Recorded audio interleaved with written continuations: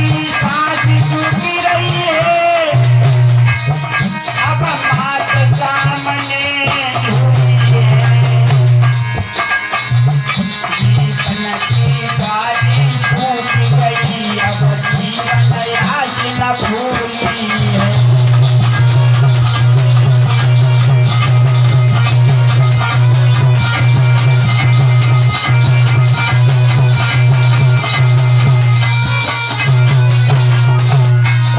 और कहने लगे भैरवचंद,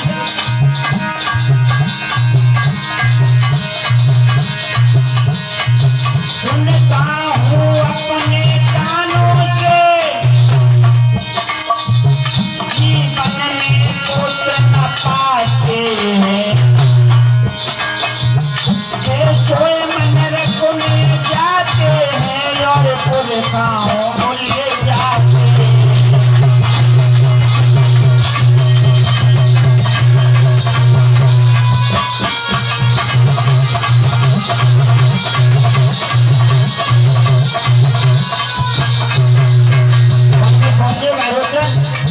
बाबा नारद मिले वहां पर।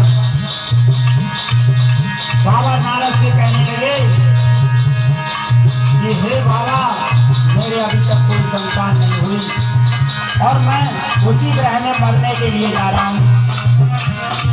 उसी समय नारद जी ने उसे एक फल दिया और कहा कि इसे ले जाकर अपनी पत्नी को खिला देना, इसी फल द्वारा आप पुत्र की प्राप्ति होगी। लेकिन फल को लेकर जब भैरवचंद चले और उन्होंने कहा कि इस फल में कोई हवा ना लगे और इसे कोई देख नहीं पाए, अचानक किस्मत ने उनका साथ छोड़ दिया और क्या हुआ,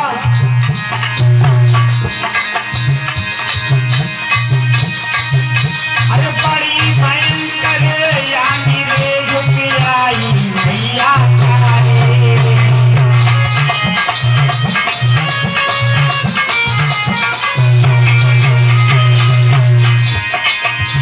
बड़ी भयंकर यानी रे झुक आई भैया तारे।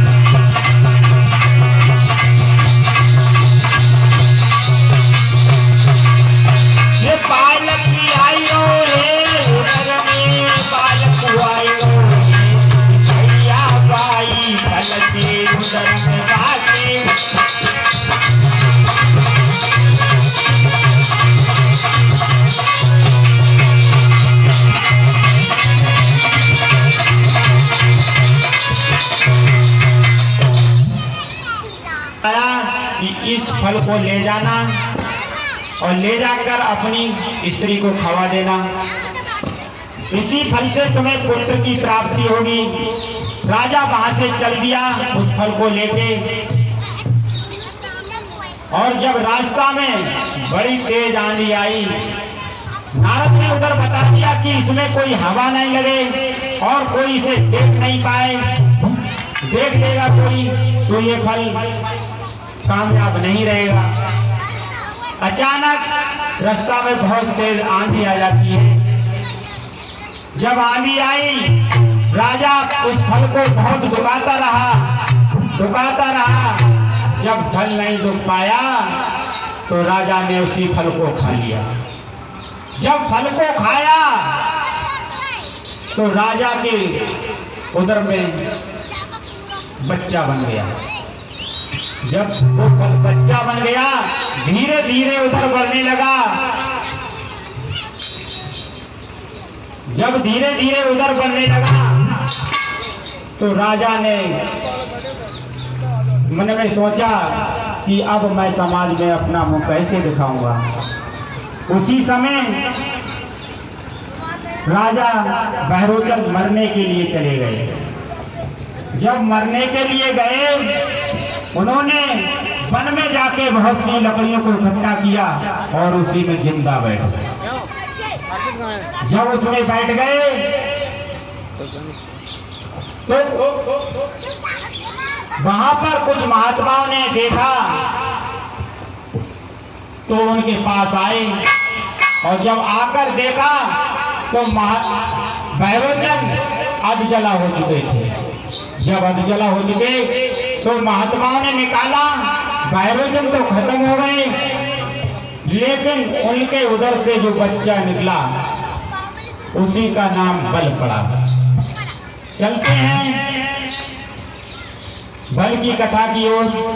इधर में श्रीमद् भागवत में श्री सुखदेव जी महाराज कहते हैं, हे राजा परीक्षित, आज हम तुम्हें बल चरित्र के बारे में बताएंगे। ध्यान से सुनना, आपका परम कल्याण होगा। बल बहुत ही धर्मात्मा राजा हुए। चलते हैं राजा बल के बारे में। कैसे राजा थे राजा बल?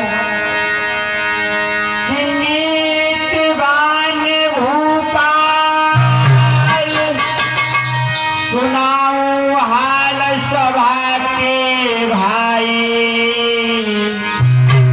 जाकी सकीरत की गुजारे सूरज में भैया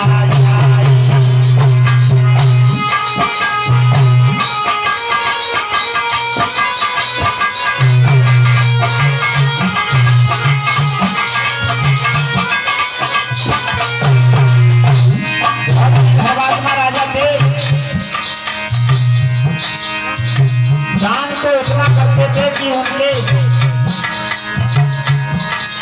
अलावा कोई इतना दान नहीं कर सकता था। लेकिन राक्षसों के राजा होने के बावजूद बहुत ही धर्मात्मा राजा थे राजा बलि। जब यज्ञ आगे ज्यादा बढ़े तो उसने सोचा कहीं मेरा इंद्रासन नहीं छूट जाए, तो आगे हैरान छोड़ मैदान भजो जब भाई, भजो जब भाई। गुरु के दरबार यंत्र पहुंच गो जाई, गुरु के दरबार यंत्र पहुंच गो जाई।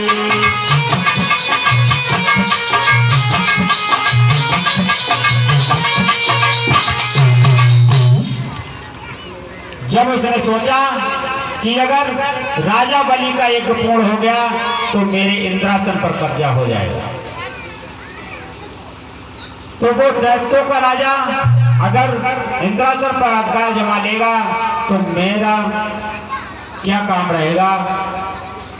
तो इंद्र वहां से भागा और भगवान विष्णु के पास पहुंचा। और कैसे?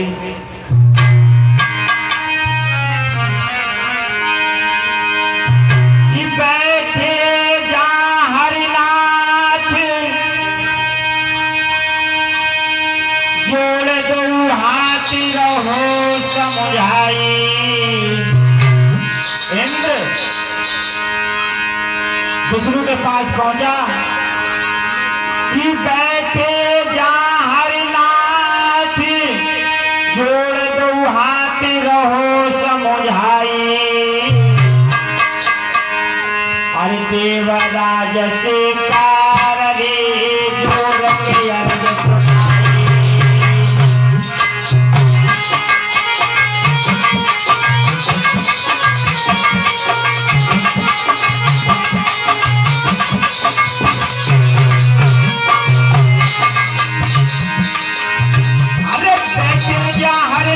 जोड़ तो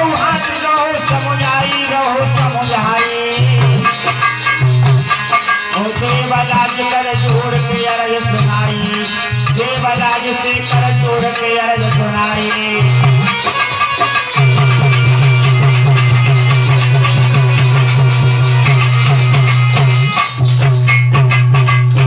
वहां से इंद्र भागा और विष्णु के पास पहुंचा और कहने लगा, हे महाराज, काम बहुत खराब हो गया। भगवान विष्णु बोले, क्या? बोले, आज राजा बलि बहुत घोर यज्ञ कर रहा है, अगर उसका यज्ञ पूर्ण हो गया तो हमारा इंद्रासन चला जाएगा। भगवान विष्णु कहने लगे, अरे एक कर रहा है तो करने दीजिए, जो धर्म के आगे बढ़ रहा है उसे बढ़ने दीजिए। और आगे इंद्र कहने लगा, कर जोर के गिरा सुनाई, कर जोर के गिरा सुनाई है, हंसे रहो बतलाई है।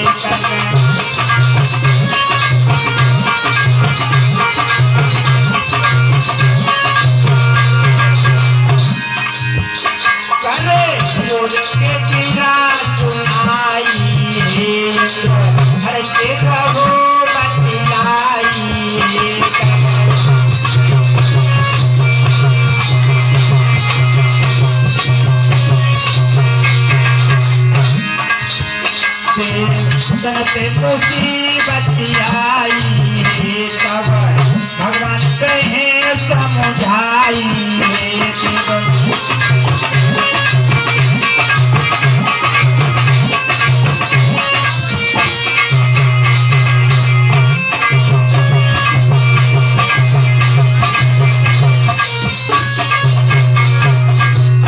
राजा इंद्र कहने लगा भगवान से कि देवताओं पे बहुत भारी मुसीबत आ जाएगी।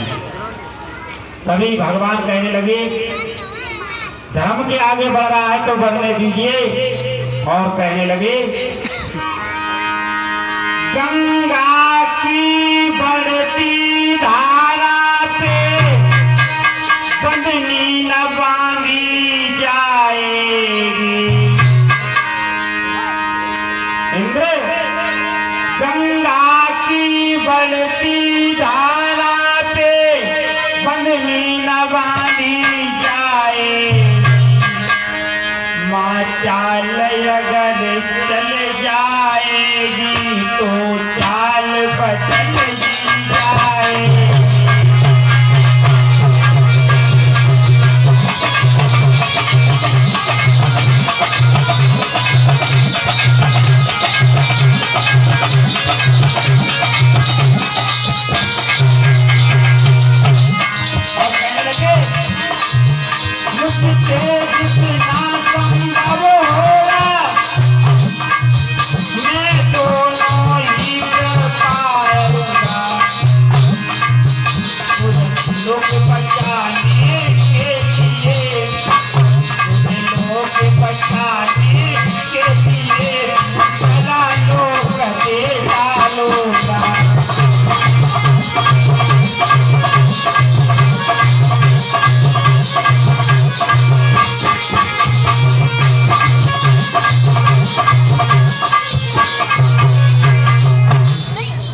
भगवान कहने लगे,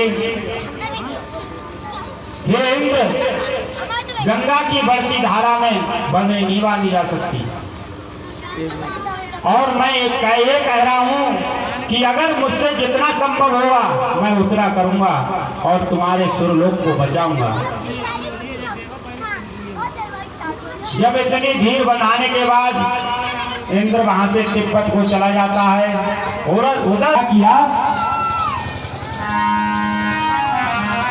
भेष बदल दिया। और भेष बदला तो कैसा भेष बदला? तन पर वो पीतांबर न रहा, छोटा सा पीला कमल